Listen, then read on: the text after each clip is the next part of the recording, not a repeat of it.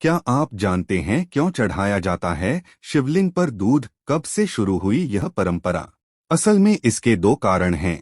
आइए इनके बारे में विस्तार से जानते हैं। पौराणिक कथा के अनुसार जब समुद्र मंथन हुआ तो सबसे पहले उसमें से विष निकला। इस विष से संपूर्ण संसार पर विष का खतरा मंडराने लगा। इस विपत्ति को देखते हुए सभी देवता और दैत्यों ने भगवान शिव से इससे बचाने की प्रार्थना की, क्योंकि केवल भगवान शिव के पास ही इस विष के ताप और असर को सहने की क्षमता थी।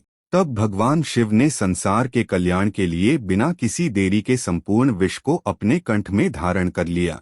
विष का तीखापन और ताप इतना ज्यादा था कि भोले बाबा का कंठ नीला हो गया और उनका शरीर ताप से जलने लगा। जब विष का घातक प्रभाव शिव और शिव की जटा में विराजमान देवी गंगा पर पड़ने लगा तो उन्हें शांत करने के लिए जल की शीतलता कम पड़ने लगी। उस वक्त सभी देवताओं ने भगवान शिव का जलाभिषेक करने के साथ ही उन्हें दूध ग्रहण करने का आग्रह किया ताकि विष का प्रभाव कम हो सके।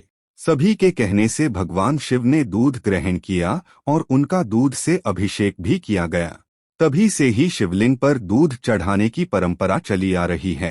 कहते हैं कि दूध भोले बाबा का प्रिय है और उन्हें सावन के महीने में दूध से स्नान कराने पर सारी मनोकामनाएं पूर्ण होती हैं। भारत की ज्यादातर परंपराओं और प्रथाओं के पीछे कोई न कोई वैज्ञानिक कारण जरूर मौजूद है, जिसकी वजह से ये परंपराएं और प्रथाएं सदियों से चली आ रही हैं। शिवलिंग पर दूध चढ़ाना भी ऐसे ही एक वैज्ञानिक कारण से जुड़ा हुआ है। खास तौर पर सावन के महीने में मौसम बदलने के कारण बहुत सी बीमारियां होने की संभावना रहती है, क्योंकि इस मौसम में वात, पित्त और कफ के सबसे ज्यादा असंतुलित होने की संभावना रहती है।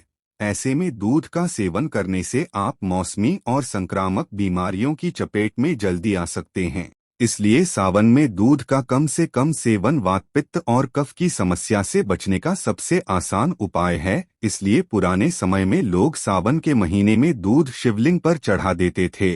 साथ ही सावन के मौसम में बारिश के कारण जगह जगह कई तरह की घास फूस भी उगाती है, जिसका सेवन मवेशी कर लेते हैं, लेकिन यह उनके दूध को जहरीला भी बना सकता है।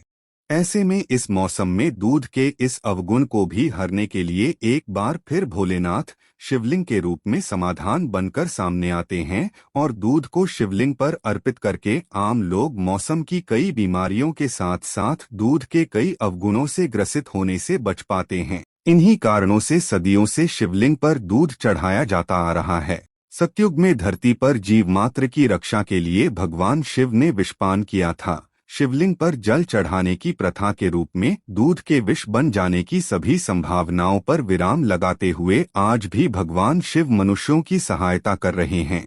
इसलिए शिवलिंग पर जल चढ़ाना केवल आध्यात्मिक दृष्टि से ही नहीं बल्कि वैज्ञानिक दृष्टि से भी उचित है। दोस्तों, अगर आपको वीडियो अच्छी लगी तो वीडियो को लाइक और चैनल को सब्सक्राइब कीजिएगा।